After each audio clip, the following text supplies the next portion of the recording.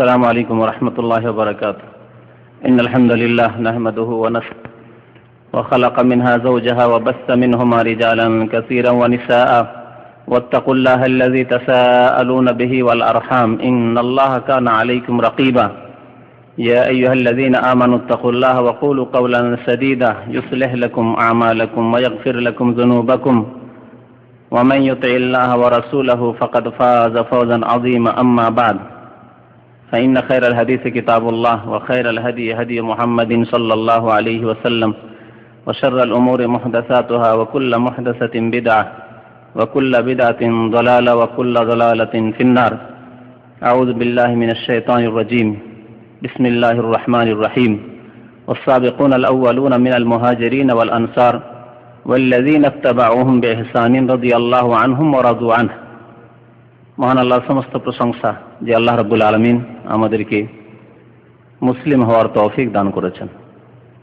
সে আল্লাহরই সমস্ত প্রশংসা যিনি অসংখ্য মানুষের মধ্য থেকে বেছে নিয়ে আমাদেরকে তাঁর প্রতি ঈমান নিয়ে আসার তৌফিক দান করেছেন, তাঁর রাসূলের প্রতি ঈমান নিয়ে আসার তৌফিক দান করেছেন, শেষ নবী মুহাম্মদুর রাসূলুল্লাহ সাল্লাল্লাহু আলাইহি সাল্লামের উম্মতের অন্তর্ভুক্ত হওয়ার তৌফিক দান করেছেন। দরুদ ও সালাম নাযিল হোক আমাদের প্রিয় নবী শেষ নবী রাসূলুল্লাহ সাল্লাল্লাহু আলাইহি সাল্লামের প্রতি, যিনি আমাদেরকে এমন একটি স্পষ্ট পথের উপর রেখে গেছেন যে পথ থেকে হতভাগা, যার পরিণাম খারাপ, সেই ব্যক্তি পথভ্রষ্ট হতে পারে। আল্লাহ পাক রব্বুল আলামিন বান্দার উপর হুজ্জত কায়েম করে দিয়েছেন, বান্দার জন্য রাস্তাকে সুস্পষ্ট করে দিয়েছেন। আজকে রজব মাসের 10 তারিখ 1428 হিজরি। আলোচনা আপনাদের সামনে আজকে সংক্ষেপে করব, কিন্তু বিষয়বস্তু খুব বড়, আর তা হচ্ছে আহলে সুন্নাত ওয়াল জামাতের আকীদা। কিন্তু সময় সাথ দেবে না হয়তো, যার ফলে কিছু আলোচনা করব, বাকি আলোচনা ইনশাআল্লাহ তাআলা আবার কোনো সময় আগামীতে হবে। আহলে সুন্নাত ওয়াল জামাতের আকীদা, এই কথাটি প্রথম আমাদেরকে বুঝতে হবে। আহলুস সুন্নাহ ওয়াল জামাআহ আর তাদের আকীদা। আহলুস সুন্নাহ কাকে বলে, ওয়াল জামাআহ কাকে বলে, যতক্ষণ পর্যন্ত এই কথাগুলি না জানবো ততক্ষণ পর্যন্ত তাদের আকীদা কি, তারা কারা, তাদের বিশ্বাস কি, তারা কোন পথের উপর, এবং তারা সবাই দাবি করে যে আমরা আহলুস সুন্নাহ, কিন্তু আহলুস সুন্নাহ আসলে কারা তা জানা সম্ভব হবে না। যার ফলে আহলুস সুন্নাহ কারা তাদেরকে জানতে হবে। আহল শব্দটি আরবি শব্দ, আর সুন্নাহ শব্দ আরবি শব্দ, আর জামাত শব্দ আরবি শব্দ, আকীদাও আরবি শব্দ, সবগুলি আরবি শব্দ। আহল মানে পরিবার হয়, আহল মানে বংশ হয়, আহল মানে ওয়ালা হয়, বিশিষ্ট হয়। আহলুস সুন্নাহ মানে সুন্নতওয়ালা, যাদের কাছে সুন্নত আছে, আহলুস সুন্নাহ। আবার সুন্নত কাকে বলে? সুন্নতের শাব্দিক অর্থ হচ্ছে রাস্তা, সুন্নতের শাব্দিক অর্থ হচ্ছে আদর্শ। দুনিয়ার রাস্তার ক্ষেত্রে রাস্তা, আর কোন মানুষের আদর্শের ক্ষেত্রে আদর্শ। জি, তরিকা, পদ্ধতি, এগুলি হচ্ছে সুন্নাতের অর্থ। তো তাহলে সুন্নাত, এই সুন্নাত থেকে কোন সুন্নাতকে উদ্দেশ্য করা হয়েছে যে এই সুন্নতওয়ালা ওরা? আহলুস সুন্নাত মানে সুন্নতওয়ালা। এই ক্ষেত্রে স্পষ্টই কথা, সবাই জবাব দিবেন যে সেই সুন্নত হচ্ছে কার? রাসূলুল্লাহ সাল্লাল্লাহু আলাইহি সাল্লামের সুন্নত। অর্থাৎ আহলুস সুন্নাহ কারা? যারা আল্লাহ রাসূল সাল্লাল্লাহু আলাইহি সাল্লামের আদর্শওয়ালা, যাদের মধ্যে আল্লাহ রাসূল সাল্লাল্লাহু আলাইহি সাল্লামের আদর্শ রয়েছে, তাদের বিশ্বাসে, তাদের ঈমানে, তাদের কর্মে, আমলে, যাদের আকীদায় এবং আমলে রাসূলুল্লাহ সাল্লাল্লাহু আলাইহি সাল্লামের সুন্নত বা আদর্শ রয়েছে, তারাই হচ্ছে আহলুস সুন্নাহ। আর ওয়াল জামাআহ, জামাত মানে দল। তাহলে ওয়াল জামাআহ মানে আহলুল জামাআহ, জামাতওয়ালা। এই জামাত থেকে কোন জামাতকে উদ্দেশ্য করা হয়েছে? এই জামাত থেকে প্রথম জামাত ইসলামের, যেই জামাত নবী করিম সাল্লাল্লাহু আলাইহি সাল্লাম স্বয়ং নিজ হাতে গড়ে তুলেছিলেন, তৈরি করেছিলেন।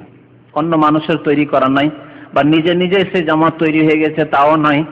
নিজে নিজেই যদি কোনো জামাত দল তৈরি হয়, তাতে বিভ্রান্তির সম্ভাবনা বেশি আছে।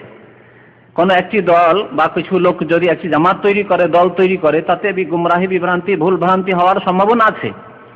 কিন্তু যে জামাত স্বয়ং প্রিয় নবী মুহাম্মদুর রাসূলুল্লাহ সাল্লাল্লাহু আলাইহি সাল্লাম তৈরি করেছেন, নিজ হাতে গড়ে তুলেছেন, তাদের তরবিয়ত করেছেন, তাদেরকে প্রশিক্ষণ দিয়েছেন, যারা নবী করিম সাল্লাল্লাহু আলাইহি ওয়াসাল্লামের সুহবত আর সংসর্গ পেয়ে ধন্য হয়েছেন, সেই জামাত। অর্থাৎ কোন জামাত?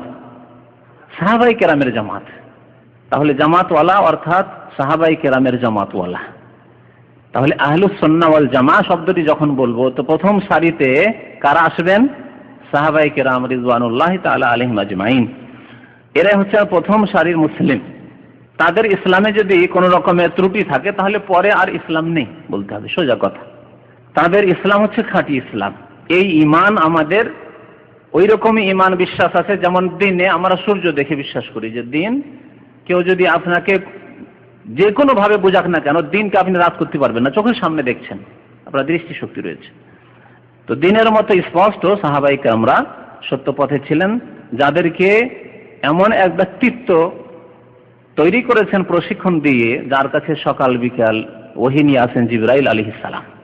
আহলুস সুন্নাহ ওয়াল জামাতের প্রথম সারির মানুষ সাহাবায়ে কেরামের দল, আর দ্বিতীয় সারির মানুষ তাবেঈন, তৃতীয় সারির মানুষ তাবা তাবেঈন, যাদের সম্পর্কে প্রিয় নবী মুহাম্মদুর রাসূলুল্লাহ সাল্লাল্লাহু আলাইহি ওয়াসাল্লাম বলেছেন খায়রুল কুরুনি কারনি সুম্মাল্লাযীনা ইয়ালুনাহুম সুম্মাল্লাযীনা ইয়ালুনাহুম, সর্বোত্তম যুগের মানুষ আমার যুগের মানুষেরা, কারনি আমার যুগের মানুষরা সর্বোত্তম মানুষ অর্থাৎ সাহাবায়ে কেরাম। সুম্মাল্লাযীনা ইয়ালুনাহুম, তারপরে ওই লোকেরা যারা তাদের পরে পরেই আসবে অর্থাৎ তাবেঈন। তাবেঈন যারা নবী করিম সাল্লাল্লাহু আলাইহি ওয়াসাল্লামের কোনো এক অথবা একাধিক সাহাবীর সাথে সাক্ষাৎ করেছেন ঈমানের অবস্থায়, ইসলামের অবস্থায়, তাবেঈন।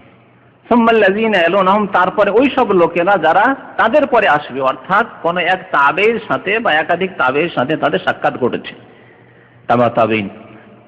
তারপরের যুগ সম্পর্কে নবী করিম সাল্লাল্লাহু আলাইহি ওয়াসাল্লাম বলেছেন মায়াফশুল কাযিব, তারপরে মিথ্যা এত ব্যাপক আকার ধারণ করবে, ঘরে ঘরে পরিবারে গ্রামে গ্রামে যেখানে সেখানে মিথ্যার ছড়াছড়ি, ধর্মের নামে মিথ্যাবাজি, আর নিজের কারবার আদান প্রদান চলাফেরার ক্ষেত্রে মিথ্যা, পারিবারিক ক্ষেত্রে মিথ্যা, সমস্ত ক্ষেত্রে মিথ্যা ছড়িয়ে পড়বে। ধর্মের নামে কত মিথ্যার ছড়াছড়ি, সবাই বলছে যে আমরা হক ইসলামের উপর আছি, সত্য ইসলামের উপর আছি, ধর্মের নামে মিথ্যাবাজি। তো তাহলে আহলে সুন্নাহ ওয়াল জামাত সাহাবায়ে কেরাম তাবেঈন তাবা তাবেঈন তাদের সম্পর্কে আল্লাহ পাক রব্বুল আলামিন কি বলছেন শুনুন। সূরা তাওবায় আল্লাহ পাক ইরশাদ করেছেন ওয়াস-সাবিকুনাল আউয়ালুনা মিনাল মুহাজিরিন ওয়াল আনসার, যারা প্রথম দিকে ইসলাম গ্রহণ করেছেন তারা মুহাজিরিন অথবা আনসার, যারা প্রথম দিকে ইসলাম গ্রহণ করেছেন ওয়াস-সাবিকুনাল আউয়ালুন মিনাল মুহাজিরিন ওয়াল আনসার ওয়াল্লাযীনা ইত্তাবাউহুম বিইহসান। তাহলে এই বলে মিনাল মুহাজিরিন আনসার বলে সমস্ত সাহাবায়ে কেরামকে শামিল করা হয়েছে।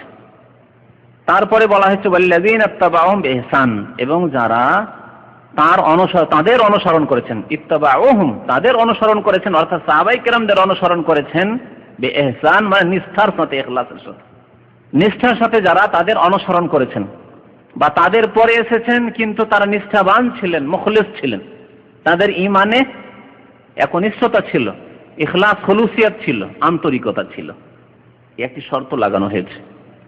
তাহলে সাহাবায়ে কেরামদের সাথে যে সব লোকদের সাক্ষাৎ হয়েছে তাদের সম্পর্কে একটি শর্ত লাগানো হয়েছে। আল্লাহ পাক রব্বুল সাহাবায়ে কেরামদেরকে সার্টিফিকেট দিতেছেন যে আল্লাহ রাসূল সাল্লাল্লাহু আলাইহি ওয়াসাল্লামের সাথে যেই সাহাবীর ঈমানের আলাতে ঈমান ইসলামের অবস্থায় সাক্ষাৎ হয়েছে সাহাবী, তাদের সম্পর্কে ইহসানের আল্লাহ শর্ত লাগাননি, কিন্তু সাহাবায়ে কেরামের কোন এক সাহাবী বা একাধিক সাহাবীর সাথে যাদের সাক্ষাৎ হয়েছে তাদের সম্পর্কে একটি কিন্তু আল্লাহ শর্ত লাগিয়ে দিয়েছেন।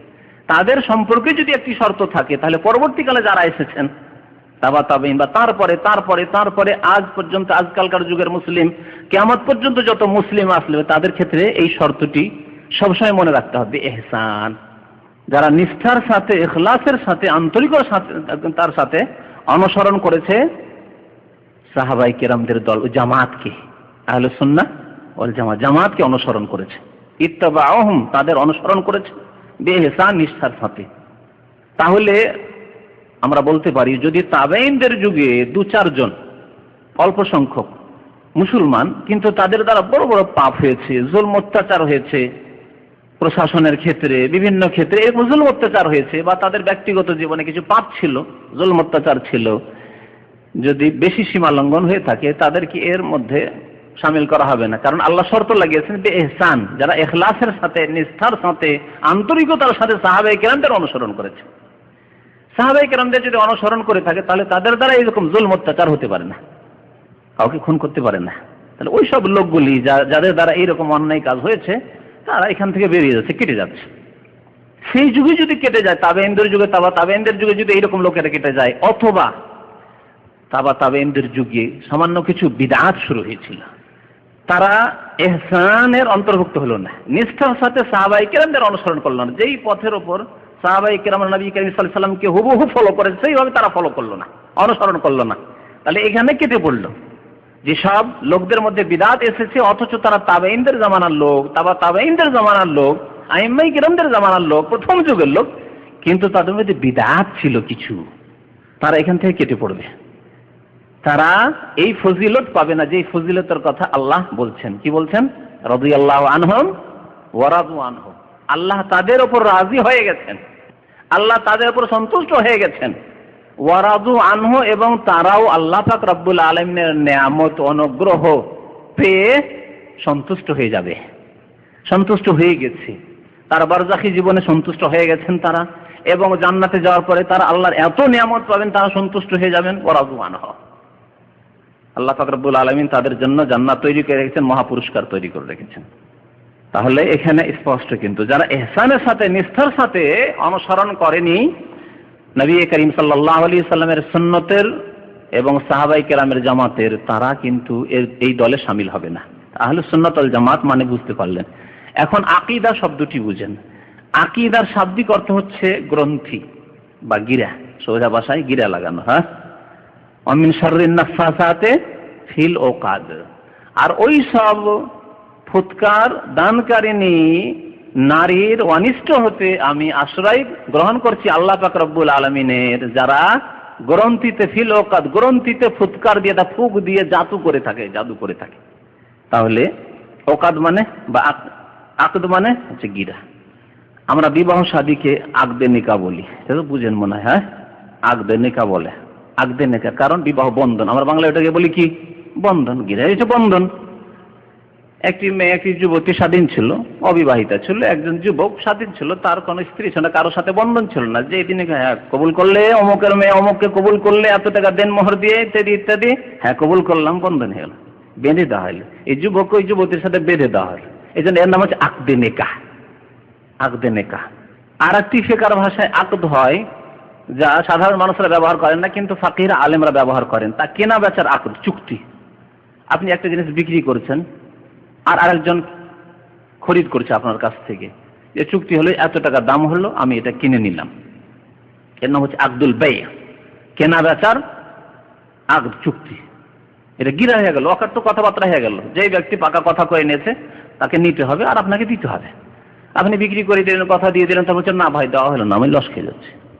না, কথা দিয়ে দিয়েছেন আপনি, তবে সে যদি ছেড়ে দেয় সেটা তার ব্যাপার। হ্যাঁ নিয়ে নিলাম ভাই, আর কোনো দোষ নেই মাল সামানে, আর বলছেন না ভাই, পাকা কথাবার্তা করার পরে আগদ করার বলছেন না নেব না, এ হচ্ছে গিরা। হ্যাঁ, গিরা লেগে গেছে, কেনা বেচার এখন এখানে গিরা লেগে গেছে, বন্ধন হয়ে গেছে, বিবাহ বন্ধন হয়ে গেছে। বিবাহ বন্ধনের পর বলছেন না না না না না আমি ওর ভাত খাবো না, তাহলে আবার তালাক না হলে বেরোতে পারবে না, ঘরে ঢুকে পড়েছে। হ্যাঁ, বিবাহ বন্ধনের মধ্যে এমন এক ঘরে ঢুকে পড়েছে যে তালাক না হলে আর বের হওয়া যাবে না এই ঘর থেকে। তুমি ওর স্ত্রী, রাজি থাকো আর না থাকো এখন, কিন্তু তুমি কবুল করুন, তোমার ওলি বলেছে যে তুমি রাজি আছো, আর তার রেজামন্দি যথেষ্ট, আর তোমাকে কবুল করে নিয়েছে একজন। আকদে গিরা, বন্ধন হয়ে গেছে। তো আকীদা বলে শাব্দিক অর্থ কি? গিরা কি? তো আকীদা বিশ্বাস, ঈমানের বিশ্বাসগুলিকে ইসলামী শরীয়তে, ইসলামের পরিভাষায় আকীদা এই জন্য বলা হচ্ছে যে এগুলি খুব শক্ত জিনিস। এগুলি গিরার মতো শক্ত জিনিস, তার চাইতে বেশি শক্ত জিনিস। গিরাও তো অনেক সময় খোলা যায়, আর অনেক সময় খুব শক্ত গিরা পড়ে গেলে খোলা মুশকিল, শক্ত বাঁধন হলে খোলাও মুশকিল। তো আকীদা এমন এক জিনিস, এমন এক বস্তু যে বিশ্বাস করে নিলে তা তার মগজ থেকে সরানো খুব মুশকিল, যদিও ভুল বিশ্বাস করে আছে। এই জন্য আকীদাকে দুই ভাগে ভাগ করা হয়েছে, আকীদা সহিহা, বিশুদ্ধ আকীদা, সঠিক আকীদা, আর আকীদায়ে ফাসেদা বা আকীদায়ে বাতিল, বাতিল আকীদা, ভ্রান্ত মতবাদ, ভ্রান্ত বিশ্বাস।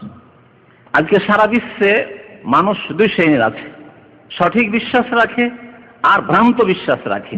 মুসলিম সমাজেও এইরকমই, যখন বিরাট ঢোকা শুরু হয়েছে, যখন কুসংস্কার ঢোকা শুরু হয়েছে, তখন বহু মুসলিম, যদিও তারা জন্মগত মুসলিম, তারা ভ্রান্ত আকীদার শিকার হয়ে গেছে। তাহলে তাদের মধ্যে দুই রকম আকীদা পাওয়া যায়। কতক মুসলিম আছে যাদের আকীদা হচ্ছে আকীদা সহিহা, বিশুদ্ধ বিশ্বাস, অকাট্য গিরা লেগে আছে এবং সেই বিশ্বাস তার গিরা হচ্ছে ঠিক। আর কতক লোক আছে যে তার বাঁধন লেগে গেছে, কিন্তু সেই বাঁধন ভুল, ভ্রান্ত বাঁধন। এই আকীদা বিশ্বাস ভ্রান্ত বিশ্বাস, শিরকি বিশ্বাস, কুফরি বিশ্বাস, বিদাতি বিশ্বাস। আর ওই বিশ্বাসের কারণে হয়তো আসলে আল্লাহর কাছে মুসলিমই নয়, সে ইসলাম থেকে বহিষ্কৃত, কিন্তু তার মগজে এমন ভাবে বাঁধন লেগে আছে, সে বাঁধন আপনি ছাড়াতে পারবেন না, আপনি সে বাঁধন খুলতে পারবেন না। আপনি যতই তাকে কোরআনের কথা বলেন, যতই হাদিসের কথা বলেন, বিভিন্ন অজুহাত করবে, বলছে এত বড় বড় আলেমরা জানতেন না, আমাদের এত বড় হুজুর আছেন তারা বুঝেন না, এত বড় বড় পীর সাহেব আছে তারা বুঝেন, সব ভুল পথে, আর আপনি ঠিক বলছেন। এইগুলি অজুহাত, কারণ তার গিরা লেগে আছে, বাতিল গিরা লেগে আছে, আকীদা বাতিলা, বাতিল বাঁধন। তাহলে আকীদা দুই প্রকার। আহলে সুন্নাত ওয়াল জামাতের আকীদা হচ্ছে বিশুদ্ধ আকীদা, আকীদা সহিহা, বিশুদ্ধ আকীদা। সহি আকীদা আল্লাহ সম্পর্কে, সহি আকীদা আল্লাহর রাসূল সম্পর্কে, সহি আকীদা আল্লাহর কিতাব সম্পর্কে, সহি আকীদা পরকাল সম্পর্কে, সহি আকীদা ফেরেশতা সম্পর্কে, সহি আকীদা তাকদীর সম্পর্কে, সহি আকীদা যতগুলি বিশ্বাসের বস্তু রয়েছে, ঈমানিয়াতের বস্তু রয়েছে, সমস্ত বস্তু সম্পর্কে তাদের আকীদা হচ্ছে সহি বিশুদ্ধ আকীদা। আল্লাহর একত্ব সম্পর্কে, তাওহীদ সম্পর্কে, আল্লাহর ইবাদত বন্দেগীর ক্ষেত্রে, আল্লাহর প্রভুত্ব রুবুবিয়াতের ক্ষেত্রে, আল্লাহ রাব্বুল আলামিনের নাম গুণাবলীর ক্ষেত্রে, সমস্ত ক্ষেত্রে আহলে সুন্নাত ওয়াল জামাতের আকীদা হচ্ছে বিশুদ্ধ আকীদা, খাঁটি আকীদা, সহি আকীদা। পক্ষান্তরে যাদের এই খাঁটি আকীদা নেই, তারাই হচ্ছে বাতিল আকীদার অনুসারী এবং তারা আহলে সুন্নাত ওয়াল জামাত নয়। তারা আহলে সুন্নাত ওয়াল জামাত নয়, যদিও তারা এই নামটি নিজের জন্য বেছে নিয়ে থাকে। আহলে সুন্নাত ওয়াল জামাত তাহলে কারা? এ সম্পর্কে দু চারটি আইম্মায়ে কেরামদের উক্তি বর্ণনা করি। শুনেন ইমাম আহমদ রাহমাতুল্লাহ আলাইহি কি বলেছেন। একটি হাদিস আছে, অনেকবারই হয়তো শুনেছেন, যে নবী করিম সাল্লাল্লাহু আলাইহি সাল্লাম বলেছেন, লা তাযালু তায়ফাতুম মিন উম্মতি যাহিরিনা আলাল হক। অন্য রিওয়ায়াতে আছে মানসুরিনা ইলা ইয়াউমিল কিয়ামা লা ইয়াদুররুহুম মান খাযালাহুম হাত্তা তাকুমাস সাহ। আমার উম্মতের একটি দল সর্বদা সত্যের উপর জয়ী থাকবে। লা তাযালু তায়ফাতুম মিন উম্মতি, আমার উম্মতের একটি দল সর্বদা সত্যের উপর, আল হক, সত্যের উপর, হকের উপর কি থাকবে? জয়ী থাকবে। লা ইয়াদুররুহুম মান খাযালাহুম, তাদেরকে যারা অপদস্থ করতে চাইবে, তাদেরকে যারা লাঞ্ছিত করতে চাইবে, তারা কোনো কিছুই তাদের করতে পারবে না, ক্ষতি করতে পারবে না। হাত্তা তাকুমাস সাহ, কিয়ামত পর্যন্ত ক্ষতি করতে পারবে না। মানে এই নয় যে তাদেরকে হতাহত করতে পারবে না, তাদের ঘর বাড়ি নষ্ট করতে পারবে না, তাদেরকে মারতে পারবে না, হ্যাঁ, এগুলি অর্থ নাই। এর মানে তাদেরকে বিভ্রান্ত করতে পারবে ইসলাম থেকে, তাদের সহি আকীদা থেকে, তাদের কোরআন সুন্নাহর রাস্তা থেকে তাদেরকে অপসৃত করতে পারবে না, এই অর্থ। যদি বলেন যে না, তাদের ক্ষতি করতে পারবে না, তাদেরকে মারতে পারবে না, তাদেরকে শহীদ করতে পারবে না, তাদের বাড়িঘর জ্বালিয়ে দিতে পারবে না, এসব বাস্তবের খেলাফ, মিথ্যা কথা। এইরকম জুলম অত্যাচার যুগে যুগে সত্যপন্থীদের উপর হতে পারে। নবী করিম সাল্লাল্লাহু আলাইহি সাল্লামকে নির্বাসিত হইতে হয়েছে মাতৃভূমি ছেড়ে। তাহলে এই সুন্নাত আমাদের সামনে মওজুদ আছে। নবী করিম সাল্লাল্লাহু আলাইহি সাল্লামকে তায়েফে আহত হইতে হয়েছে, নবী করিম সাল্লাল্লাহু আলাইহি সাল্লামকে উহুদে দাঁত শহীদ করতে হয়েছে, আহত হইতে হয়েছে, হাজার হাজার সাহাবায়ে কেরামদেরকে শাহাদাত বরণ করতে হয়েছে, হামজা রাদিয়াল্লাহু তাআলা সাইয়্যিদুশ শুহাদা শহীদ হইতে হয়েছে। তাহলে এর মানে এই নয় যে লা ইয়াদুররুহুম মান খাযালাহুম, যারা তাদের অবদস্থ করতে চাইবে তাদের ক্ষতি করতে পারবে না, মানে কোন দুনিয়াবি ক্ষতি করতে পারবে না, ক্ষতি করতে পারবে না। তাদের সবচেয়ে বড় সম্পদ হচ্ছে ঈমান, ঈমান কেড়ে নিতে পারবে না। তাওহীদ, তাদের একত্ব কেড়ে নিতে পারবে না। তাওহীদবাদীদেরকে মুশরিক, কবর পূজারী বানিয়ে দিতে পারবে না। সুন্নাতের অনুসারীদেরকে বিদআতি বানিয়ে দিতে পারবে না। নামাজীদেরকে বেনামাজি বানিয়ে দিতে পারবে না। আল্লাহর দিনের উপর অটল রয়েছে, তাদের এখান থেকে সরাতে পারবে না। পর্দা নাশিনদেরকে বেপরদা করতে পারবে না, রাস্তায় নিয়ে আসতে পারবে না, তাদের মান ইজ্জতের ছিনেমিনি খেলা করতে পারবে না। আজকে লেগে আছে সারা পৃথিবীর শয়তানরা, হ্যাঁ, নারীদেরকে, মুসলিম নারীদেরকে রাস্তায় নামানোর জন্য। কিন্তু এই উম্মতের একদল মহিলারা, নারীরা দিনের উপরে এত অটল থাকবে যে যতই ফিতনার যুগ হোক না কেন সেখানেও পর্দা করবে। করে নাকি ইউরোপ আমেরিকায় পর্দা? হ্যাঁ, কাছের দেশগুলিতে পর্দা করা মুসলিম রমণী কি নেই? অবশ্যই আছে। এদের সম্পর্কে বলেছেন নবী করিম সাল্লাল্লাহু আলাইহি ওয়াসাল্লাম। এই দলটি সম্পর্কে বহু মন্তব্য রয়েছে আইম্মায়ে কেরামদের, বহু উক্তি রয়েছে। আর একটি হাদিসে রয়েছে যে ইহুদিরা 71 ফিরকা হয়েছে, 71টি দলে বিভক্ত হয়েছে, আর খ্রিস্টানরা 72টি দলে বিভক্ত হয়েছে, আর আমার উম্মতের লোকেরা 73 দলে বিভক্ত হবে, কুল্লুহুম ফিন্নার। আর এই সমস্ত দলগুলি কোথায় যাবে? জাহান্নাম ফিন্নার, জাহান্নামে যাবে, ইল্লা ওয়াহিদা, একটি দল ছাড়া। এই একটি দলের নাম বলেছেন নবী করিম সাল্লাল্লাহু আলাইহি ওয়াসাল্লাম, বলেছেন? নাম বলেননি, কারণ নাম বলে সবাই ওই নামটি প্রথমেই নিত। এই নামটি প্রথম আটরসিরাও নিত, ভান্ডারীরাও নিত, হ্যাঁ, আর যতগুলি আছে চিস্তিরাও নিত, আর ওই কাদেরিরাও নিত, মুজাদ্দিদিরাও নিত, আর ওই তবলিগ ভাইরাও নিত, তো জামাতি ভাইরাও নিত, আর দুনিয়ার যতগুলি আছে সবাই নিত। হ্যাঁ, এমনকি আওয়ামী লীগ বিএনপিও নিত না, মুসলমান তো তারা নিত না। আমরাও তো নামাজ রোজা করি, আমরাও তো দেশের কল্যাণে খেদমত করতে চাই, সেবা করতে চাই, সবাই নিত এই নামটি। নবী করিম সাল্লাল্লাহু আলাইহি ওয়াসাল্লাম বলেছেন না, এই নাম দেননি। কি দিয়েছেন? পরিচয় দিয়েছেন, লক্ষণ বাতলি দিয়েছেন। জিজ্ঞাসা করা হলো নবী করিম সাল্লাল্লাহু আলাইহি ওয়াসাল্লামকে, মান হুম ইয়া রাসূলুল্লাহ, তারা কারা? বললেন নবী করিম সাল্লাল্লাহু আলাইহি ওয়াসাল্লাম, হে মা আনা আলাইহিল ইয়াওম ওয়া আসহাবি, আজকের যুগে আমার জীবদ্দশায় যেই আদর্শের ওপর আমি অটল আছি, কায়েম আছি, এর ওপর যারা কিয়ামত পর্যন্ত কায়েম থাকবে, আর আমার সাহাবায়ে কেরাম যে আদর্শের উপর কায়েম থাকবে, তাদের আদর্শের উপর যারা কায়েম থাকবে কিয়ামত পর্যন্ত, তারা। তাহলে এখানে কি বলা হয়েছে?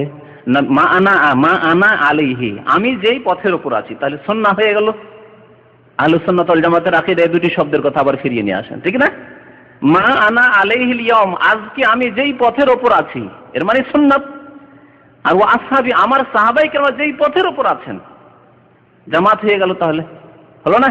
হ্যাঁ, এখান থেকে ওলামারা নিয়েছেন নামটি আহলে সুন্নাত ওয়াল জামাত, এই নামটি নিয়েছেন, কিন্তু নবী করিম সাল্লাল্লাহু আলাইহি ওয়াসাল্লাম আহলে সুন্নাত ওয়াল জামাত নামটি বলেননি, নাহলে সবাই এই নামটিকে কুড়িয়ে নিয়ে যেত।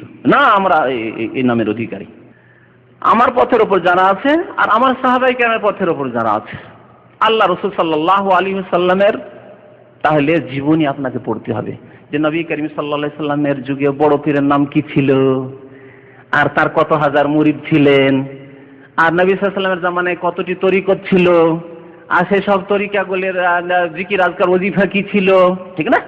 জানতে হয়। তাহলে তারপরে সাহাবায়ে কেরামদের যুগে 110 হিজরি পর্যন্ত, নবী সাল্লাল্লাহু আলাইহি ওয়াসাল্লামের ইন্তেকাল তো হয়ে গেল 10 হিজরিতে, 110 হিজরি পর্যন্ত সাহাবায়ে কেরামদের যুগ। শেষ সাহাবীর ইন্তেকাল হয়েছে মক্কাতুল মুকাররমে 110 হিজরিতে। 110 হিজরি পর্যন্ত কোন কোন তরিকাগুলি ছিল? এই 88 তরিকা ছিল, হ্যাঁ, চিশতি তরিকা ছিল, কাদেরি তরিকা ছিল, মুজাদ্দিদি তরিকা ছিল, এসব ছিল, এসব চিল্লা লাগানো ছিল, সবগুলি প্রশ্ন। এখন আপনি প্রশ্ন করেন, উত্তর নেন আপনার বিবেকের কাছে, নয় পড়াশোনা করে ইসলাম সম্পর্কে পড়াশোনা করেন, উত্তর নেন। সঠিক কোরআন এবং হাদিস পড়াশোনা করে উত্তর নেন আপনি। নবী সাল্লাল্লাহু আলাইহি ওয়াসাল্লামের রাস্তার উপর এবং তার সাহাবায়ে কেরামদের রাস্তার উপর যারা কায়েম থাকবে, তারাই হচ্ছে কি না, হাদিস কি জান্নাতি দল, একটি দল, ফিরকা নাজিয়া, নাজাত প্রাপ্ত, মুক্তি প্রাপ্ত দল। সমস্ত জাহান্নামে যাবে, কিন্তু ওই দলটি জান্নাতে যাবে যেই দলটি আমার রাস্তার উপর এবং আমার সাহাবায়ে কেরামের রাস্তার উপর, ঠিক না? তাহলে একটি হচ্ছে নাজাত প্রাপ্ত দল, মুক্তিপ্রাপ্ত দল, আরেকটি হচ্ছে সাহায্যপ্রাপ্ত দল। সাহায্যপ্রাপ্ত থাকবে, তাদের কেউ ক্ষতি করতে পারবে না।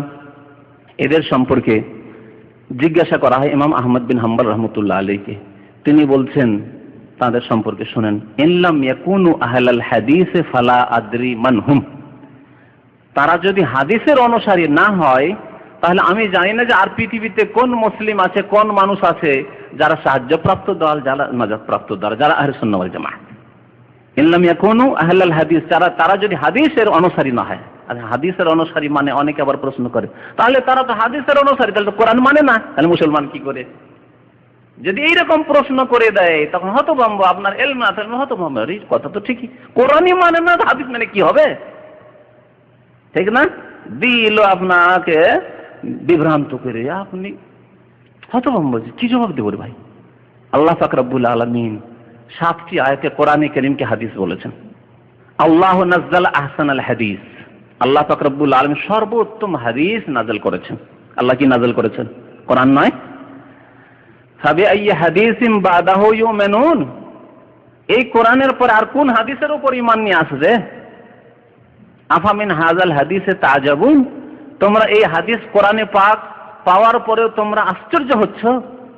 হ্যাঁ, তোমরা আশ্চর্য হচ্ছে যে এটা সত্য দিন কি করে হইতে পারে, এগুলি সত্য কথা কি করে হইতে পারে, আরো কোনো সত্য কথা হইতে পারে? আল্লাহ কোরআনে কারীমে এখানে বিহাযাল হাদিস, এই হাদিস আল্লাহ বলছেন সূরা কাহফে, লাআল্লাকা বাখিউন নাফসাকা ইন লাম ইউমিনু বিহাযাল হাদিস আসাফা।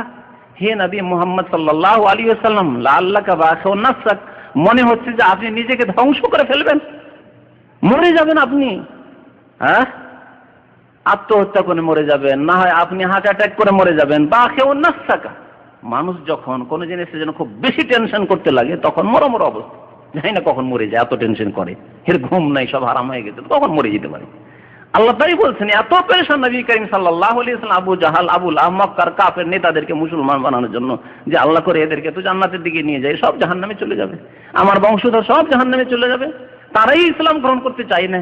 এই গরিব দুঃখীরা ইসলাম গ্রহণ করছে, বেলাল, সোহাইব, আম্মার, ইয়াসির, সুমাইয়া, আর এই পয়সাওয়ালাগুলি, এই নেতৃস্থানীয় ব্যক্তি, এই কুরাইশের নেতারা, কুরাইশ সম্ভ্রান্ত লোকেরা, এই কাবার মুতাওয়াল্লিরা, এরাই সব কাফের ফাসিক, এরা ইসলাম গ্রহণ করতে চায় না। যখন খুব ব্যতিব্যস্ত তাদের ইসলামের জন্য, আল্লাহ সান্ত্বনা দিচ্ছেন, লাআল্লাকা বাখিউন নাফসাকা, আপনি মনে হচ্ছে যে নিজেকে হত্যা করে ফেলবেন, ধ্বংস করে ফেলবেন। ইন লাম ইউমিনু বিহাযাল হাদিস, যদি এরা এই হাদিসের প্রতি ঈমান না নিয়ে আসে। কোন হাদিস ছিল তখন? কোরআনে কারীম নাযিল হচ্ছে। আসাফা, আপনি আফসোস করে, আক্ষেপ করে মনে হচ্ছে আপনি শেষ হয়ে যাবেন। বিহাযাল হাদিস, তাহলে কোরআনে কারীম আল্লাহর হাদিস, হাদিসের শাব্দিক অর্থ জেনে নিলেই সহজ খুব বোঝা। হাদিস মানে হচ্ছে কথা, হাদিস মানে হচ্ছে কথা। এই জন্য হাদিস আপোষের কথোপকথনকে আজকাল এখানে যেটাকে স্পিকিং বলছেন আরবিতে, আরবিতে ওটাকে বলা হচ্ছে মুহাদাসা, ইংরেজিতে বলছেন স্পিকিং, ওটাকে বলছে মুহাদাসা, মানে কথোপকথন। তো মুহাদাসা ওই হাদিস থেকে।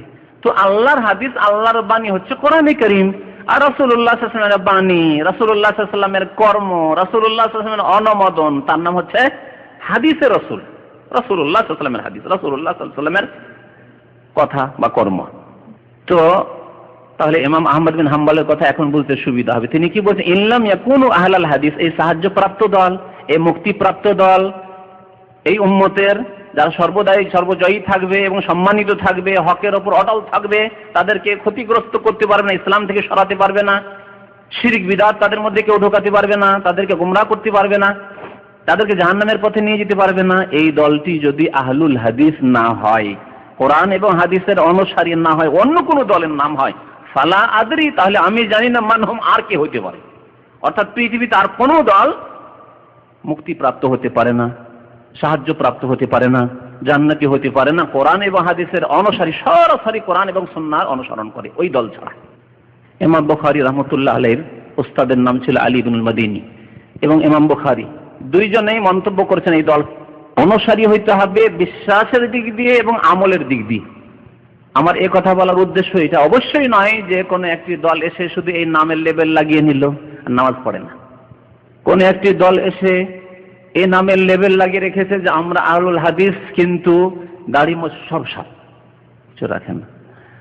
কোন একটি দল এই নাম রেখে নিল, আর পাকা আজকালকার যেগুলি রাজনৈতিক দল, তার পাকা ক্যাডার, একেবারে বন্ধভক্ত, তাছাড়া আর কিছু বুঝে না, কখনো না। তারা যাদেরকে দেখে চেনা না যায় না যে ভাই এ কোন জাতির লোক, তাদের কথা বলছি না। সবচেয়ে বড় কথা নামাজ, নামাজ নেবার আহলুল হাদিস কোথায়? কোরআনে কতবার নামাজের কথা আছে? এক শ্রেণীর লোকেরা এইরকমই মনে করে যে দু চারটি কাজের নাম হয়তো আহলুল হাদিস, না, কখনো না। আহলুল হাদিস মানে আকীদা, বিশ্বাসে আহলুল হাদিস হইতে হবে, কোরআন এবং হাদিস অনুসারী হইতে হবে, আর আমলেও কোরআন এবং হাদিসের অনুসারী হইতে হবে। আপনার চাল চলন, ইসলামের বিধি বিধানের বাস্তবায়ন, সমস্ত ক্ষেত্রে আহলুল হাদিস হইতে হবে। আর জন্মগত আহলে হাদিস, আমি আহলে হাদিস, আমি আহলে হাদিস, অথচ নামাজি নাই, নামাজ পড়েন, জুমাটা পড়ি ভাই, আহলুল হাদিস না আহলুল খাবিস?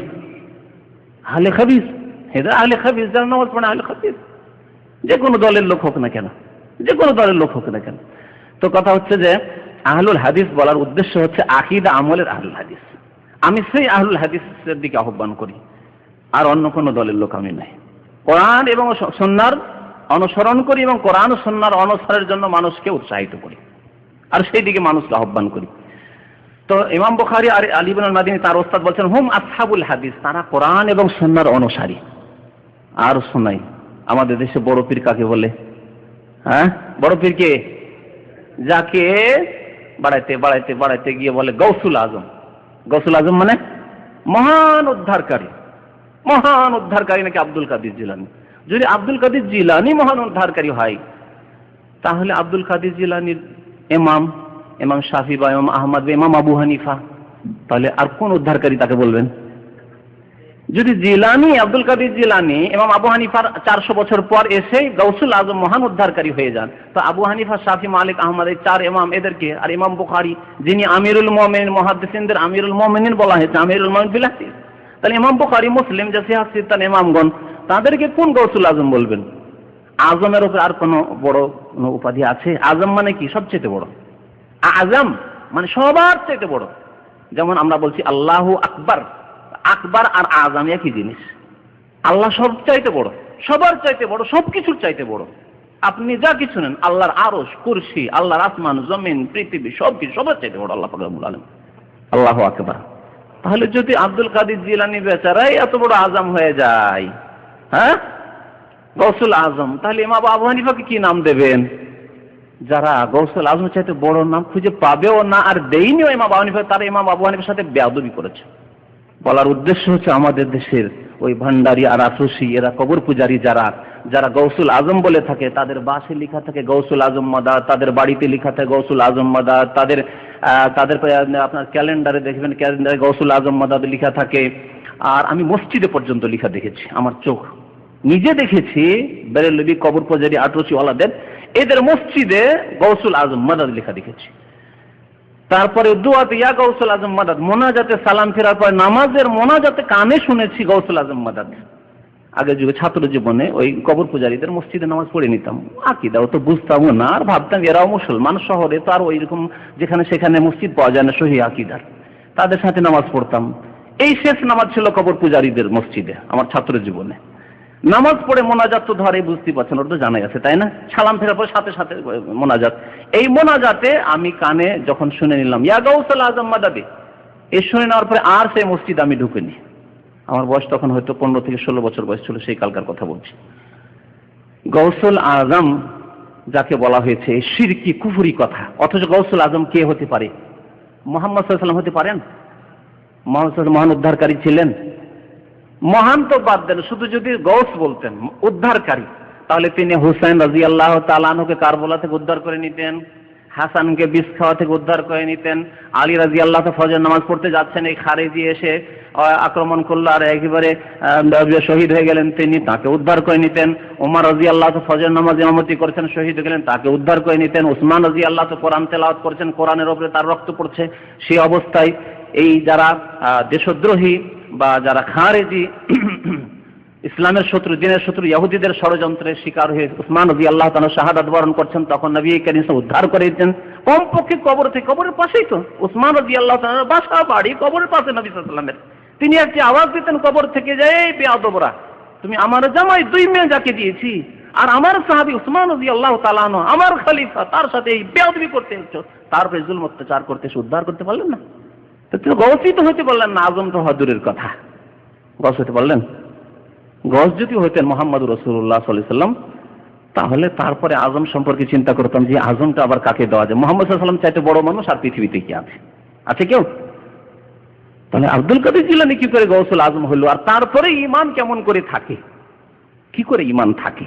আউযু বিল্লাহি মিনাশ শাইতানির রাজিম। শিরক কুফরি দিয়ে কেমন করে ইবলিস শয়তান মুসলিম জাতিকে গোমরাহ করেছে। কাফেরদের কথা বলছেন, ইহুদি নাসারাদের কথা, পৌত্তলিকদের কথা, যারা পথভ্রষ্ট গোমরাহ স্পষ্টভাবে হয়েছে, কিন্তু মুসলিমদেরকে কেমন করে জাহান্নামে চিরকালের জন্য নিয়ে গেছে এই গৌসুল আজম শব্দটি দিয়ে। শুধু কবরে সেজদা নাও যদি করে, শুধু বলে যে গৌসুল আজম আব্দুল কাদের জিলানী বড় মুশরিক হয়ে চিরকালে জাহান্নামে মারা যাবে, এতে কোনো সন্দেহ আছে নাকি? বুঝতে পারলেন তো? ব্যাখ্যা করে বলি দিলাম যে মুহাম্মদুর রাসূলুল্লাহ সাল্লাল্লাহু আলাইহি ওয়াসাল্লাম বলা যাবে না, আজম তো বলা, তার সাথে লাগানো দূরের কথা। মহান উদ্ধারকারী একমাত্র মহান আল্লাহ পাক রব্বুল আলামিন, যার নাম হচ্ছে আজিম, তিনি আজম, সবার চাইতে বড় তিনি, আর তিনি উদ্ধারকারী। ইজ তাস্তাগীসুনা রাব্বাকুম, আল্লাহ কোরআনে বলছেন যে হে নবী মুহাম্মদ সাল্লাল্লাহু আলাইহি ওয়াসাল্লাম, হে সাহাবায়ে কেরামরা, যুদ্ধের সময় যখন তোমরা তোমাদের রবের কাছে গৌস মানে ফরিয়াদ করছিলে, আল্লাহ উদ্ধার করো, আল্লাহ বাঁচাও আবু জাহল আবু লাহাব থেকে, বদর যুদ্ধের সময় ইজ তাস্তাগীসুনা রাব্বাকুম, যখন রবের কাছে তোমরা ফরিয়াদ তলব করছিলে, তাহলে গৌস ফরিয়াদ শুননেওয়ালা, যিনি মানুষের কান্না শোনেন, মানুষকে উদ্ধার করতে পারেন, সারা পৃথিবীর সৃষ্টি জগৎকে উদ্ধার করতে পারেন, তিনি একমাত্র আল্লাহ পাক রব্বুল আলামিন। তো আব্দুল কাদের জিলানী, ফিরে আসি আবার আসল কথা। আব্দুল কাদের জিলানী রাহমাতুল্লাহ আলাইহ, তিনি একজন আলেম ছিলেন, এর বেশি কিছু না। পীর ফির ওগুলো মানুষের বানানো। আর গৌসুল আজম মুশরিকদের কথা বলতে, তিনি একজন আলেম ছিলেন এবং তার কিতাবাদি থেকে বোঝা যায় যে তিনি একজন ভালো মানুষ ছিলেন, আলেমে দ্বীন ছিলেন, হক্কানি আলেম ছিলেন। তার কিতাব, প্রসিদ্ধ কিতাব রয়েছে গুনিয়াতুত তালেবিন, বাংলায় তর্জমা হয়েছে গুনিয়াতুত তালেবিন। এই কিতাব তার প্রসিদ্ধ কিতাব। একজন মানুষ মারা যাওয়ার পরে তার সম্পর্কে যদি আমাদেরকে কোনো সিদ্ধান্ত নিতে হয়, লোকটি ভালো না মন্দ, তার কিতাব থেকে আমরা সিদ্ধান্ত নিতে পারবো, ঠিক কিনা? কাজী নজরুল ইসলাম মারা গেছেন কিনা? এখন তার সম্পর্কে যদি দুইজন একজন বলেন না সে ছিল নাস্তিক, আরেক বলছেন না না সে মুসলিম ছিল, তাহলে দলিল প্রমাণ কি হবে? দুইজনেই দেখেননি, তার যুগ পাননি। দুইজনের বয়সে 20-22 বছর বয়স, আপনাদের 25 বছর বয়স, তাহলে কাজী নজরুল ইসলামের যুগ পাননি। কেমন করে আপনার সঠিক সিদ্ধান্তে পৌঁছবেন? বলবেন যে তার কবিতাগুলি আমরা পড়ে দেখবো, যদি তাতে ইসলামের কথাবার্তা থাকে, শিরক কুফরি না থাকে, নাস্তিকতা না থাকে, তাহলে সে মুসলিম। আর যদি নাস্তিকতা থাকে, কুফরি থাকে, শিরক থাকে, তাহলে জানবো যে না আর কিছু, ঠিক কিনা? কথা যুক্তিযুক্ত নয়? আব্দুল কাদের জিলানী রাহমাতুল্লাহ আলাইহি এই কবর পূজারীদের মতো বিদআতি ছিলেন না, কোরআন সুন্নাহর ভালো আলেম ছিলেন। এই সম্পর্কে সঠিক সিদ্ধান্তের জন্য তার কিতাব আছে। তার কিতাব না থাকলে আমরা হতভম্ব হয়ে যেত। আল্লাহ ভালো জানো, আল্লাহ হাওয়ালা করে দিতাম, আল্লাহ তুমি ভালো জানো তোমার বান্দা সম্পর্কে, যদি সে তাওহীদবাদী থেকে থাকে আর সুন্নাতের অনুসারী থাকে, তাহলে তার জন্য দোয়া করি, আল্লাহ সে জান্নাতবাসী। আর যদি কবর পূজারী বিদআতি হয়ে থাকে, নিজেই পছন্দ করে থাকে যে আমি গৌসুল আজম বাবা, তোমরা আমার মুরিদ, তাহলে তার পরিণাম কি হবে তা স্পষ্ট। কিন্তু তার কিতাব প্রমাণ করে, শুনেন তার কিতাবে এই 73টি ফিরকার মধ্যে যেই ফিরকা, যেই দল জান্নাতি হবে, সেই দল সম্পর্কে তিনি বলছেন আম্মাল ফিরকাতুন নাজিয়া, আম্মাল ফিরকাতুন নাজিয়া, যেই ফিরকাটি, যেই দলটি নাজাত প্রাপ্ত, ভালো করে শুনেন, ফালা ইসমা লাহুম ইল্লা ইসমুন ওয়াহিদ, তাদের একমাত্র একটি নাম আছে আমার নিকট। কে বলছেন? মনে আছে তো না? আব্দুল কাদের জিলানী, যাকে লোকেরা বলে বড় পীর আর মুশরিকরা বলে গৌসুল আজম। তো ফালা ইসমা লাহুম ইল্লা ইসমুন ওয়াহিদ, তাদের একমাত্র একটি নাম আছে, ওয়া হুয়া আসহাবুল হাদিস, আর তা হচ্ছে হাদিসের অনুসারী, কোরআন এবং হাদিসের অনুসারী। বুঝতে পারলেন এবারে? তাহলে ইমাম আহমদের যেই কথা, ইমাম আহমদের 500 বছর পরে আব্দুল কাদের জিলানী বলছেন, কিন্তু তারা যেহেতু সবাই কোরআন এবং হাদিসের উৎস থেকে দিন নিচ্ছেন, সেই জন্য কথার মধ্যে দেখেন মিল আছে, গড়মিল নেই। আছে কি গড়মিল? যেই কথা বলছেন ইমাম আহমদ, সেই কথা বলছেন ইমাম বুখারী, সেই কথা বলছেন তার ওস্তাদ আলী ইবনে মাদিনী, সেই কথা বলছেন 500 বছর পরে আব্দুল কাদের জিলানী। আর সেই কথা আজ পর্যন্ত আমিও বলছি, ইনশাআল্লাহ তাআলা কিয়ামত পর্যন্ত কোরআন সুন্নাহর অনুসারী যারা আছেন তারা সবাই এই কথাই বলবেন। কারণ আমাদের সবার উৎস হচ্ছে কোরআন এবং হাদিস। সবাই আমরা ওই সমুদ্র থেকে নিচ্ছি, ওই সমুদ্র থেকে নিচ্ছি, ঠিক না? অন্য কোনো জায়গা থেকে, কোনো কাচড়া থেকে, ডাস্টবিন থেকে কেউ যদি নিত, তাহলে গোলমাল করে দিত। যারা কবর পূজারী, মাজার পূজারী, বিদআতপন্থী, তারা কোরআন সুন্নাহর সমুদ্র থেকে না নিয়ে তারা ডাস্টবিন থেকে নেওয়া শুরু করেছে, অথবা ওই কাচড়া থেকে, ড্রেনের পানি থেকে তাদের ধর্ম নেওয়া শুরু করেছে। তখন শিরক বিদআত ধর্মের নামে ঢুকিয়ে ফেলেছে। বুঝতে পারছেন আশা করি আমার কথা? না বুঝতে পারেন না? উদাহরণ দেওয়ার জন্য বললাম। তো আহলে সুন্নাত ওয়াল জামাত সাহাবায়ে কেরামদের দল, সাহাবায়ে কেরামদের শেষ জামানায় এবং তাবেঈনদের জামানায় যখন দেখা গেল সামান্য এক একটি করে বিদআত দেখা গেল, সামান্য করে বিদআত। প্রথম বিদআত কি দেখা গেল? আলী রাদিয়াল্লাহু তাআলা আনহু সম্পর্কে ভালোবাসায় বাড়াবাড়ি। আর ভালোবাসার নামে, এটি ছিল ইহুদিদের ষড়যন্ত্র। ভালোবাসার নামে সবসময় ভালোবাসা, কিন্তু ভালোবাসা থাকে না। অনেক সময় ভালোবাসার নাম দিয়ে অনেক সময় অনেক অন্য কোনো উদ্দেশ্য থাকে না? আজকাল স্কুল, কলেজ, ইউনিভার্সিটিতে যে যুবতীদের সাথে ভালোবাসা, প্রেমের যে সব দৃশ্য দেখে থাকেন যুবকদের, ওই ভালোবাসায় কি সততা আছে? না, এরা লম্পট। কিন্তু ভালোবাসার নাম দিয়ে, প্রেমের নামে তোমাকে ভালোবাসি, তোমাকে ভালোবাসি, চিঠি লিখছে, মেসেজ পাঠাচ্ছে, আজকাল তো মোবাইলের যুগ, তোমাকে ভালোবাসি, এর মধ্যে দাল মে কালা হ্যায়। জি, এতে কি আছে? তার ইজ্জত নষ্ট করা। ইজ্জত নষ্ট করে দেওয়ার পরে তার শয়তানি যে মনস্কামনা ছিল তা পূরণ হয়ে গেল। তারপরে ওই মেয়ে পাগল, যে তুমি আমার ইজ্জত নষ্ট করেছে, বিয়ে করবো, তোমার মতো কুচরিত্রা মেয়েকে বিয়ে করবো, তোমাকে বিয়ে করবো, তোমাকে বিয়ে করে কি শান্তি পাবো? তুমি যদি আমার সাথে এরকম করতে পারো, তুমি আরো কারোর সাথে করতে পারো। শয়তানরা এইরকমই করে। আজকাল দুর্বল যুবতীরা, তাদের মন দুর্বল, আর অনইসলামিক পরিবেশ, অনইসলামিক আপনার শিক্ষাক্ষেত্র, অনইসলামিক কর্মক্ষেত্র, আর সেখানে এই ফিতনায় লিপ্ত হচ্ছে তারা। তো কথা হচ্ছে যে আলী রাদিয়াল্লাহু তাআলার মহব্বতের যারা দাবিদার ছিল তাদের দালমে কালা এরকমই ছিল। ইহুদি আব্দুল্লাহ বিন সাবার ষড়যন্ত্র ছিল যে ইসলামে না ঢুকলে ইসলামের ক্ষতি করা যাবে না। ইসলামে ঢুকে গিয়ে আলী রাদিয়াল্লাহু তাআলা এত শক্তিশালী না, তার মধ্যে খোদাই উলুহিয়াতের গুণ আছে, আল্লাহর গুণ আছে। দেখ ভালোবাসতে বাসতে আল্লাহর পর্যায়ে পৌঁছে দিল। আজ তো এদের উম্মত কিছু মওজুদ আছে, বাস্তবে শোনায় আপনাকে, যারা কাঠের কাজ করে, বড় বড় কাঠ, ভারী ভারী কাঠ উঠায় না, আর কাঠ ফাড়া কাজ করে যারা ওই ছুতার, তাদের দেখেছেন? আমি কাঠ উঠাতে আমি কানে শুনেছি ইয়া আলী বলে, শুনেছেন? অথচ তারা নিজেদেরকে বলে সুন্নি, হয় হানাফি, না হয় শাফি, না হয় মালিকি, না হয় হাম্বলি, কিছুই হোক না কেন। আমাদের দেশে তো না বেশিরভাগ হানাফি অথবা আহলে হাদিস বা এরকমই কিছু আছে, শাফি খুব কমই আছে, বা মালিকি হাম্বলি তো নেই। তো এরা নিজেদেরকে শিয়া বলে না, কিন্তু শিয়াদের ভারত উপমহাদেশে বেশ কিছুদিন ধরে শিয়াদের রাজত্ব থাকায় শিয়াদের থেকে এই কুফরি কথা শিখে রেখেছে যে আলীর মধ্যে খোদাই কুওয়াত আছে, হ্যাঁ আল্লাহর শক্তি ক্ষমতা আছে। সুতরাং যখন কোন শক্তির প্রয়োজন হবে বলতে হবে ইয়া আলী, ইয়া আলী, ইয়া হুসাইন যদি বলা যায় তাহলে শক্তি বাড়বে, হ্যাঁ ক্ষমতা বাড়বে। কুফরি কথা। তো এইভাবে আলী রাদিয়াল্লাহু তাআলা আনহুর জীবদ্দশায় আলী রাদিয়াল্লাহু তাআলা শুনতে পেলেন যে কিছু লোকের আছে যারা আমাকে বলছে আমার মধ্যে নাকি খোদাই গুণ আছে, আমার মধ্যে আল্লাহর বহু গুণ আছে, আল্লাহর মতো অসীম ক্ষমতা আছে, আল্লাহর মতো অসীম এলেম আছে আমার, ইত্যাদি ইত্যাদি। যখন শুনতে পেলেন তখন তিনি আগুন জ্বালিয়ে দিলেন, এক জায়গায় একটি গর্ত করে আগুন জ্বালালেন। তার একজন সঙ্গী ছিল, সহচর তাবেঈ, তার নাম ছিল কাম্বার।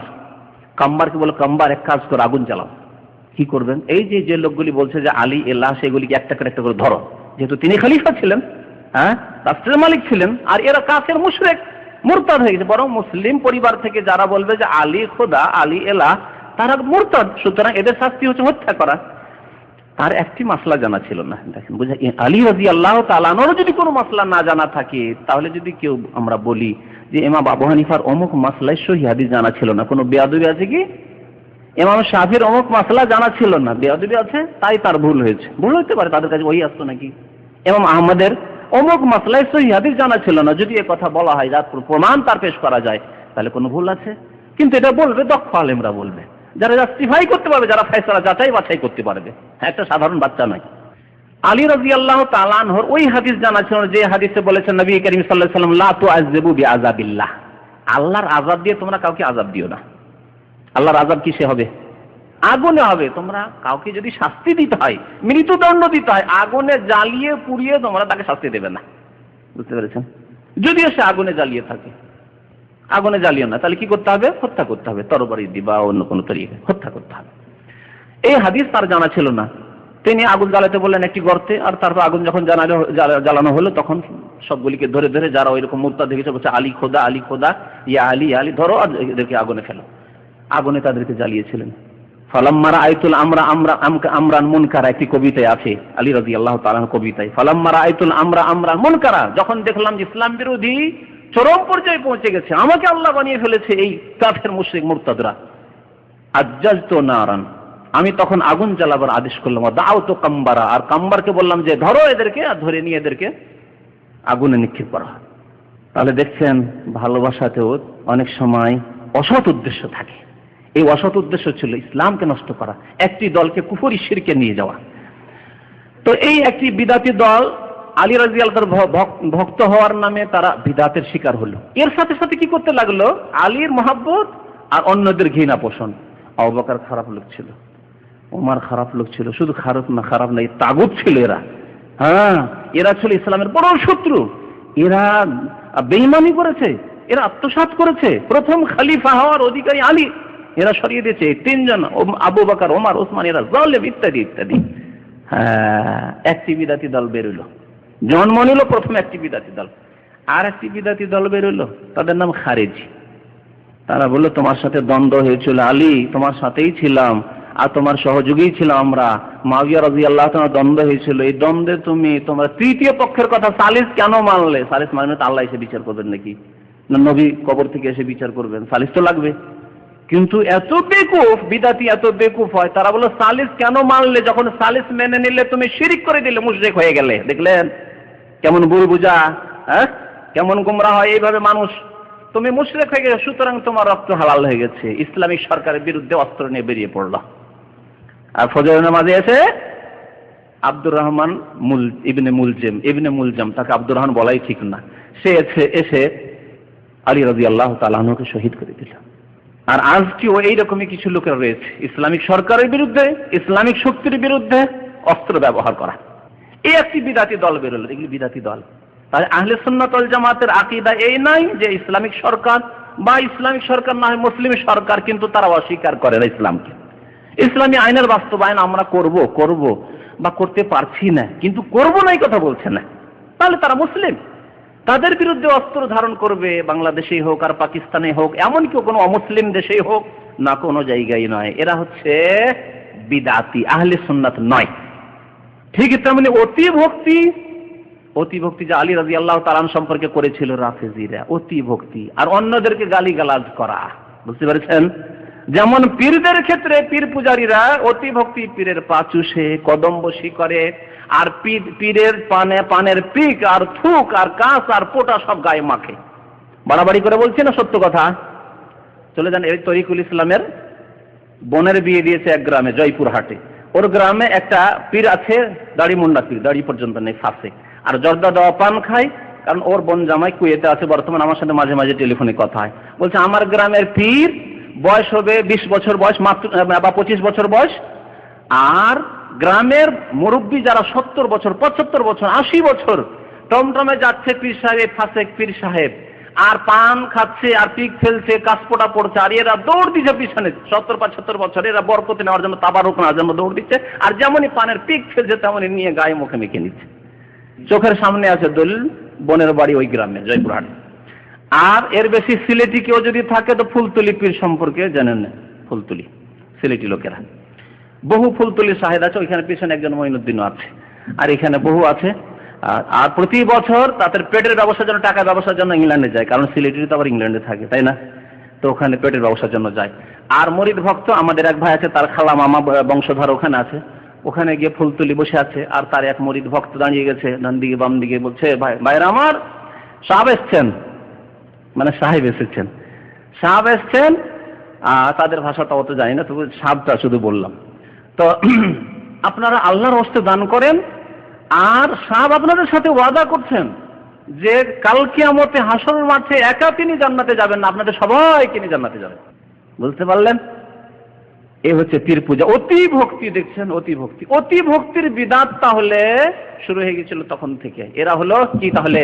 আহলে বিদাত, আহলে সুন্নাত ওয়াল জামাত না, যাদের মধ্যে অতি ভক্তি রয়েছে। আর অতি ভক্তি করে তাদের পীরদেরকে। আর কোরআন এবং হাদিসের কথা কেউ যদি বলে, সৌদি আরবের ওলামায়ে কেরাম, বাংলাদেশের ওই সব হাক্কানি ওলামায়ে কেরাম যারা কোরআন সুন্নাহর কথা বলে, আল্লাহ এবং রাসূলের কথা বলে, প্রত্যেক ক্ষেত্রে দলিলের কথা বলে, যে না না না না এরা বেয়াদব, এরা নবীর গোস্তাখ, এরা বেয়াদবি করে, এরা ইত্যাদি, ওয়াহাবি, এরা কত রকমের নাম, এরা কাফের, মুসলিম নয়, ইত্যাদি ইত্যাদি। হ্যাঁ, এই গত সপ্তাহে এক ভাই বলল যে চ্যানেল আয়ে, গুমরাহদের চ্যানেল আয়ে এই 73 ফিরকার হাদিসটি পেশ করছে। 73 ফিরকা যে হবে, বললাম একটু আগে হাদিসটা, যে এই উম্মতে 73টি দল হবে, আর 73টি দলের একটি দল জান্নাতে যাবে। বলছে একটি দল জান্নাতে যাবে, তারা হচ্ছে কারা? ওরা কবর পূজারীরা, আটরসিওয়ালারা, ওরা চ্যানেল আয়ওয়ালারা। আর বলছে যে 72টি দল যে জাহান্নামে যাবে, তার প্রথম হচ্ছে আহলে হাদিস। এই কথাটি ওই আমামা ক্যাম্পে গিয়েছিলাম, আমাদের ভাইয়েরা যারা ওই চ্যানেল আয়ের বিদাতি কথাবার্তা কখনো শুনে, বা আমাদের এক ভাই শোনালেন, আমাদের এই মুজাফফর, আপনি শোনালেন না? উনি শুনিয়েছেন, ঠিক। তো বুঝতে পারলেন এখানে নবী করিম সাল্লাল্লাহু আলাইহি ওয়াসাল্লাম বলছেন আহলে সুন্নাত ওয়াল জামাত, মানে বুঝতে পারলেন আহলে বিদআত কারা? যাদের অতি ভক্তি রয়েছে। একজনের ক্ষেত্রে তো অতি ভক্তি, আর একজনকে একবার ইসলাম থেকে খারিজ। কথা বুঝতে পেরেছেন?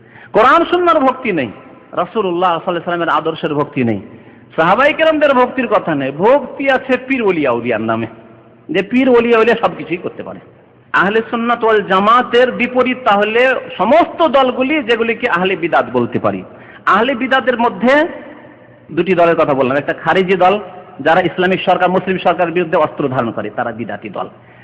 যারা অতি ভক্তি করে কারো সম্পর্কে, তারা বিদাতি দল। আর একটি দল হচ্ছে যারা আল্লাহর গুণগুলিকে অস্বীকার করে অথবা বিকৃত করে, তারা বিদাতি দল। উদাহরণস্বরূপ বলি, যারা বলে যে আল্লাহ ওপরেও নেই, নিচেও নেই, ডানেও নেই, বামেও নেই, সর্বস্থানে বিরাজমান। কথা বুঝতে পেরেছেন? এই বিদাতি দল আল্লাহ কোথায়, তারপরে আল্লাহ কোথায়? আল্লাহ সর্বস্থানে বিরাজমান, আর সবকিছুতেই বিরাজমান, সবকিছুতে বিরাজমান, এতেও বিরাজমান, এতেও বিরাজমান, এই কাপড়েও বিরাজমান, এই কাগজেও বিরাজমান, এই কোরআনখানেও বিরাজমান, এই পিলারের মধ্যেও বিরাজমান, আর সর্বস্থানেই বিরাজমান। আপনার বডিটা এটাও একটা কিছু, তাতেও বিরাজমান, সবকিছুর মধ্যে আপনিও তো আপনার মধ্যে বিরাজমান, সবকিছুর মধ্যে আপনার বিবিও তো আপনার বিবির মধ্যেও বিরাজমান। তাহলে কি করে আপনার বিবির সাথে মিলন করছেন? আউযুবিল্লাহ, বেয়াদবি করেন না আপনি আল্লাহর সাথে? বুঝতে পারছেন না? পারছেন না? হ্যাঁ, বুঝার চেষ্টা করেন। তাহলে হে বিদাতি যারা বলে যে আল্লাহ সবকিছুতেই বিরাজমান, তারা বেয়াদবি করে, বিবির সাথে মিলন করে বেয়াদবি করে, কারণ তাতে আল্লাহ আছে। তাতেই যখন আল্লাহ আছে তাহলে তার পূজা করলেই হয়। আচ্ছা, সবকিছুর মধ্যে হিন্দুদের মূর্তিগুলি আছে, তাহলে হিন্দুদের মূর্তি পূজা আল্লাহর ইবাদত। যদি আল্লাহ সবকিছুতেই বিরাজমান হন তাহলে হিন্দুদের মূর্তি পূজা আল্লাহর ইবাদত, কারণ তাতেও আল্লাহ বিরাজমান। নিয়ত করলেই হইল, মূর্তিকে সিজদা করেন, আমি আল্লাহকে সিজদা করছি, হবে? আল্লাহ সবকিছুতেই বিরাজমান আর সর্বস্থানে বিরাজমান, এটি হিন্দু ধর্মের কথা। মুসলিমদের পাঠ্যপুস্তকে চলে এসছে বাংলাদেশে, এটি হিন্দুদের কথা। তাহলে আল্লাহর কথা, রসুলের কথা কি? আ'আমিনতুম মান ফিস সামায়ে, সূরা মুলক, তাবারাকাল্লাযী বিয়াদিহিল মুলক, মুখস্থ আছে? না হলে দেখে নিন। আ'আমিনতুম মান ফিস সামায়ে, তোমরা কি নির্ভীক হয়ে গেছো, ভয় করো না সেই সত্তাকে যিনি ফিস সামায়ে, কোথায় রয়েছেন? আকাশ। আকাশ উপর দিকে হয় না নিচের দিকে হয়, না সর্বস্থানে হয়? উপর দিকে হয়। তাহলে আল্লাহ উপরে আছেন কিনা? আল্লাহ উপরে আছেন। ওয়া হুয়াল আলিউল আযীম, সর্বোচ্চ তিনি। তার যিনি উঁচাই থাকেন তিনি তো সর্বোচ্চ। আল্লাহর নাম আলী, 99টি নামের একটি। আয়াতুল কুরসিতে বলছেন ওয়া হুয়াল আলিউল আযীম। হ্যাঁ, আর কত বলবো? আল্লাহ আরশে রয়েছেন। আরশ কোথায় রয়েছে? জমিনে রয়েছেন, আকাশে রয়েছেন। আল্লাহ 7 আকাশ রয়েছে, 7 আকাশের উপরে রয়েছে আল্লাহর আরশ, কুরসি, আর ফাওকাহু আরশ, আর তারপরে আল্লাহ পাক রব্বুল আলামিন রয়েছেন। হ্যাঁ, আর রহমানু আলাল আরশি ইস্তাওয়া, আল্লাহুল্লাযী খালাকাস সামাওয়াতি ওয়াল আরদা ফি সিত্তাতি আইয়ামিন সুম্মা ইস্তাওয়া আলাল আরশ। আল্লাহ সেই সত্তার নাম যিনি 6 দিনে আকাশ জমিন সৃষ্টি করলেন, অতঃপর আরশেরও সমাসীন হলেন। ইমাম মালিক রহমতুল্লাহ আলাইহি, তাকে জিজ্ঞাসা করা হয়েছিল যে আল্লাহ পাক রব্বুল আলামিনের সম্পর্কে কোরআনে রয়েছে, কার কথা? কোরআনের কথা, আল্লাহর কথা। এখানে একটি কথা আর বলেনি ইমাম মালিকের কথা বলার আগে, আল্লাহ সম্পর্কে আল্লাহ বেশি জানেন না আমরা বেশি জানি কেউ? আপনি যখন আপনার সম্পর্কে সবচেয়ে বেশি জানেন, আপনার সম্পর্কে আপনার স্ত্রী অতটা জানেন যতটা আপনি জানেন, ঠিক না? যতই আপনার ক্লোজ ব্যক্তি হোক না কেন, আপনার সম্পর্কে আপনি যত বেশি জানেন তার বেশি আর পৃথিবীর কেউ জানে না, আল্লাহ ছাড়া। আল্লাহ আপনার চেয়ে বেশি জানেন, এতে কোনো সন্দেহ নেই। তাহলে আল্লাহ সম্পর্কে আল্লাহ যে বলেছেন আল্লাহ বেশি জানেন না আর কেউ বেশি জানে? আল্লাহ বেশি জানেন। 2 নম্বরে, আল্লাহ সম্পর্কে সবচেয়ে বেশি মানুষের মধ্যে থেকে কে বেশি জানেন? রাসূলুল্লাহ সাল্লাল্লাহু আলাইহি ওয়াসাল্লাম। হাদিস বুখারী মুসলিমে রয়েছে। নবী করিম সাল্লাল্লাহু আলাইহি ওয়াসাল্লাম একটি হাদিসে বললেন, ওই 3টি লোক যারা বলেছিল সারা রাত নামাজ পড়বো, আরেক লোক বলে সারা জীবন রোজা রাখবো, আরেকজন বলে আমি বিয়েই করবো না, তখন তিনি বলেছেন দেখো আনা আ'লামুকুম বিল্লাহ, আমি আল্লাহ সম্পর্কে তোমাদের থেকে সবচেয়ে বেশি জানি আর সবচেয়ে বেশি ভয় করি। ওয়া আখশাকুম, সবচেয়ে বেশি ভয় করি আর সবচেয়ে বেশি জানি। তাহলে আল্লাহ সম্পর্কে আল্লাহ সবচেয়ে বেশি জানেন আর রাসূল সবচেয়ে বেশি জানেন, ঠিক না? তো আল্লাহ এবং রাসূল কি বলেছেন? ইমাম মালিক রাহমাতুল্লাহর কথাটি বলি। ইমাম মালিক যখন জিজ্ঞাসা করা হয় যে আল্লাহ তো আরশের কথা বলেছেন, সুম্মা ইস্তাওয়া, আর এর মানে কি? আল্লাহ আরশে রয়েছেন না জমিনে রয়েছেন না সব জায়গায় রয়েছেন? তিনি বললেন আল ইস্তিওয়াউ মালুমুন, আল ইস্তিওয়াউ মালুমুন, আল্লাহর আরশের সমাসীন হওয়া আমাদের জানা আছে। ওয়াল কাইফু মাজহুলুন, তবে কেমন করে তিনি আরশে আছেন এটা আমাদের জানা নেই। তুলনা কখনোই করব না যে মানুষের মতো, রাজার মতো, বাদশার মতো, রাষ্ট্রপতির মতো, না, কারো মতো না, আল্লাহ আল্লাহর মতো। ধরন জানা নেই। বলি একটি বুখারী শরীফের হাদিস, নবী সাল্লাল্লাহু আলাইহি ওয়াসাল্লামের কথা শুনেন। আল্লাহ সম্পর্কে নবী সবচেয়ে বেশি জানেন মানব জাতির মধ্য থেকে। নবী করিম সাল্লাল্লাহু আলাইহি ওয়াসাল্লামের কাছে এক সাহাবী এসে বললেন, ইয়া রাসূলুল্লাহ, আমার একটি দাসী আছে, দাসীটিকে আমি স্বাধীন করে দিতে চাই। স্বাধীনভাবে সে ইবাদতবন্দি করে, কেন আমার বাড়িতে গোলামি করবে? স্বাধীন করে দেব। নবী সাল্লাল্লাহু আলাইহি ওয়াসাল্লাম জিজ্ঞাসা করলেন ওই দাসীকে, বললেন আইন আল্লাহ, আল্লাহ কোথায়? আল্লাহ কোথায়? আচ্ছা, আমাদের দেশের এক শ্রেণীর বিদাতি আলেম, সাধারণ লোকদের ভুলের কথা বলছেন, বিদাতি আলেম বলে আল্লাহ কোথায়, এই প্রশ্ন করাই কুফরি কথা। আলেমদের বিদাত শোনাচ্ছে আপনাকে।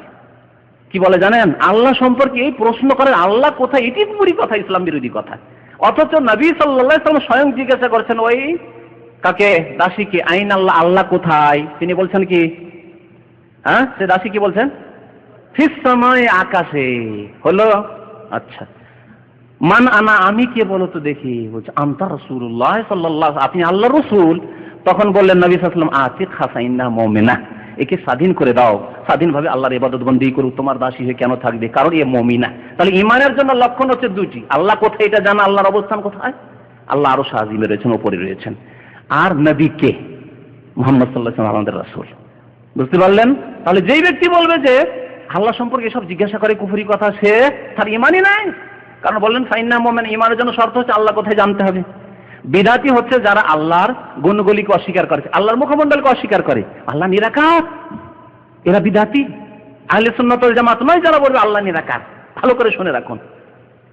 তো বিদাতি দল যখন বেরিয়েছে, যারা বলেছে আল্লাহ নিরাকার, আল্লাহর কোনো আকার নেই, আল্লাহর চেহারা নেই, আল্লাহর হাত নেই, আল্লাহর কদম নেই, এরাই বিদাতি। যেগুলি কোরআন হাদিস আছে সেগুলি আছে। তাবারাকাল্লাযী বিয়াদিহিল মুলক, এর মানে কি হাত, কার হাতের কথা এখানে বলা হয়েছে? আল্লাহর হাতের কথা বলা হয়নি। সূরা মুলকের প্রথম আয়াত, আর কত বলো, আরো বহু দলিল কোরআনে কারিমে রয়েছে, আর বলছি না। এখান থেকে আলোচনা শেষ করে দিচ্ছি। ওয়া সাল্লাল্লাহু আলা নবিয়িনা মুহাম্মদ ওয়া আলা আলিহি ওয়া সাহবিহি আজমাইন। আল্লাহ পাক রব্বুল আলামিন যেন গুনাহ খাতা আমাদের মাফ করে দেন, নেক আমলের তৌফিক দান করেন। আল্লাহ আমাদের যেন অতীতের গুনাহ খাতা মাফ করে দেন। আমাদের যেসব ভাইরা গুমরাহ হয়ে রয়েছেন তাদেরকে হক কথা বোঝার তৌফিক দান করেন। যেসব ভাইরা সৎ পথে রয়েছেন তাদের ঈমানকে আরো মজবুত করে দেন। আল্লাহ পাক রব্বুল আলামিন যারা আমাদের ভাইরা মারা গেছেন, আল্লাহ তাদের গুনাহ খাতা মাফ করে দেন, তাদেরকে জান্নাতবাসী করেন। যারা অসুস্থ রয়েছেন আল্লাহ তাদের সুস্থতা দান করেন, তাদেরকে আরোগ্যতা দান করেন। আল্লাহ পাক রব্বুল আলামিন যাদের অসুবিধা রয়েছে, যাদের পেরেশানি রয়েছে, রিজকের, চাকরির, আল্লাহ যেন তাদের পেরেশানিকে দূর করে দেন। আমিন ইয়া রাব্বাল আলামিন। ওয়া সালামুন আলাল মুরসালিন ওয়ালহামদুলিল্লাহি রাব্বিল আলামিন।